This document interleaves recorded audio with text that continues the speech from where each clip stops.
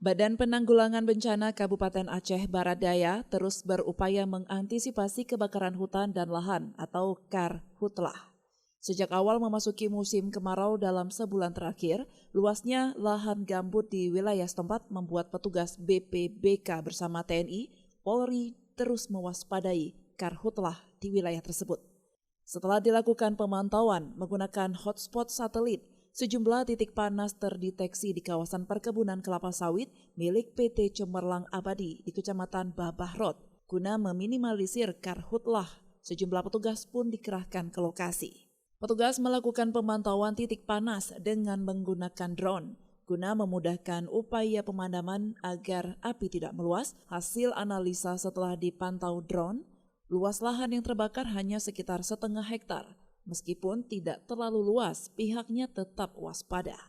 Kepala BPBK Aceh Barat Daya Armayadi mengatakan, lahan yang terbakar ini merupakan area lahan PT Cemerlang Abadi.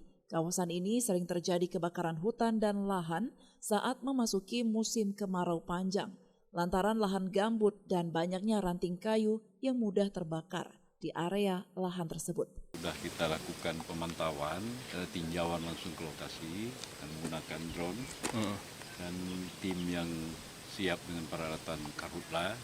Ternyata di lokasi api sudah tidak ada, cuman ada tinggal asap, mungkin tahap pendinginan ya. Dan itu cuman sekitar 0,5 hektar memanjang. Nanti kami tinggal mewaspadainya saja. Walaupun kecil tapi satelit dari data satelit memang ada didapat hotspot yang sudah orange tingkatnya. Mungkin kita pastikan hari ini di lapangan ternyata tidak begitu besar, familiar. Guna mencegah terjadinya kebakaran lahan gambut dan hutan, petugas menghimbau agar warga tidak membuka lahan baru dengan cara membakar, apalagi saat ini telah memasuki musim kemarau. Apabila terjadi kebakaran lahan, itu sangat sulit untuk dipadamkan dan juga berdampak buruk bagi lingkungan dan ekosistem hutan. Dari Aceh Barat Daya, Orian Saputra melaporkan untuk Puja TV Aceh.